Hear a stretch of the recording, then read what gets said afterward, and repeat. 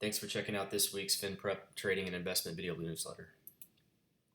All right, so basically fifth consecutive week here on the SPY, tracking the S&P 500 of basically sideways consolidation, still hanging out at new all-time highs in terms of taking out the May 2015 highs, basically capped by the 420, putting in the 420 peak here, and the trend line extending in through some of these highs post-breakout. You basically have price consolidating within this range above the 20 DMA, which is positive. But again, we're still approximately 2.2% above prior all-time highs, so kind of a bit premature to call it a full-fledged or legitimate breakout.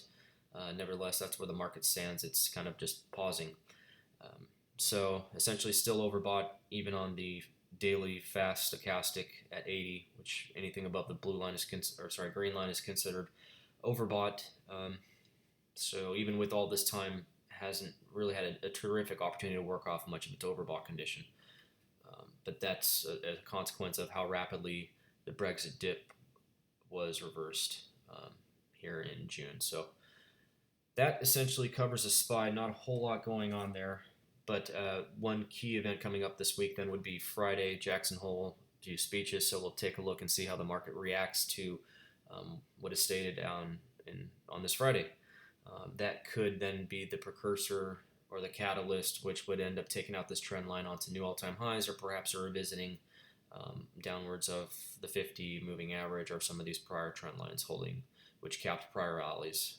So direction perhaps may shift. We may break out of the sideways chop, very tight chop, but sideways chop nonetheless here towards the end of this week, perhaps beginning of next week. So that's sort of the one piece we have our eye on. In lieu of much to speak on in terms of SPY, we'll take a quick look at the dollar. And this is the dollar as measured by the UUP ETF, which basically is a basket of a few major currencies, but with particularly heavy weighting placed on the yen and euro. So it is what it is, but basically a 25% rally, which kind of precluded a very massive commodity sell-off beginning here in July of 2014, ending in March of 2015. And ever since then, it's easier to see on the daily chart, but basically we've had a sideways trading range, more or less. So between 24 and a quarter and approximately 26 on top, acting as the zones within which prices been confined or bounced between. So more recently, in through May here in 2016, we have basically a price channel played out quite well. Arguably, we have a bit of a breakdown here in the past week with regard to the previously established price channel for here, a few months of this year.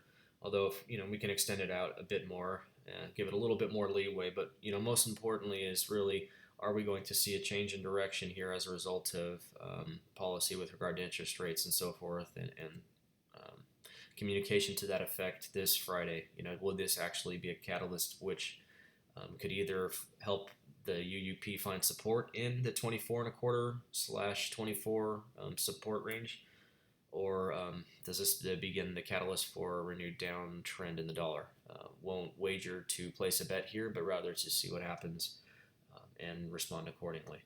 This then has implications, particularly when the dollar is trending with regard to commodities, generally an inverse correlation. So as you can quickly see on the USO ETF, which tracks oil, a very sizable decline in price as a result, or corresponding with anyways, that rise in the dollar which we just looked at. So basically pulling in on the chart, we had an end of year breakdown from what was support on the USO anyways of approximately 1230. We put in essentially a W bottom here, a nice 3 little points, and then up into right back into that zone, that 12 approximately 30, where we had our breakdown, end of year breakdown that is, going into 2016. Just note quickly that does not correspond to the charts of West Texas Intermediate Crude or Brent. So this is something of a peculiarity to the USO, but it is interesting how it played out nonetheless.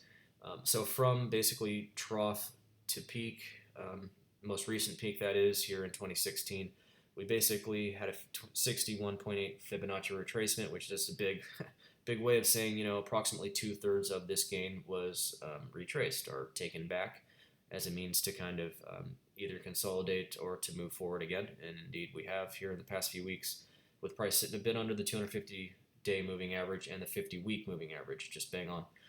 So I think question here then for the week upcoming is what do we get out of in reaction to Friday's speech, and does that then free oil and other commodities to resume an uptrend, or does that really kind of put cap price it in a place technically where um, it would be interesting to see that this function as resistance potentially. And again, it's all going to coincide most likely, at least that's the expectation, with what happens with the dollar. All right, guys, so that's what's going on here with regard to commodities, the dollar, and equities. So we'll speak again next week. We'll see what happens. Could be an interesting Friday. All right, take care.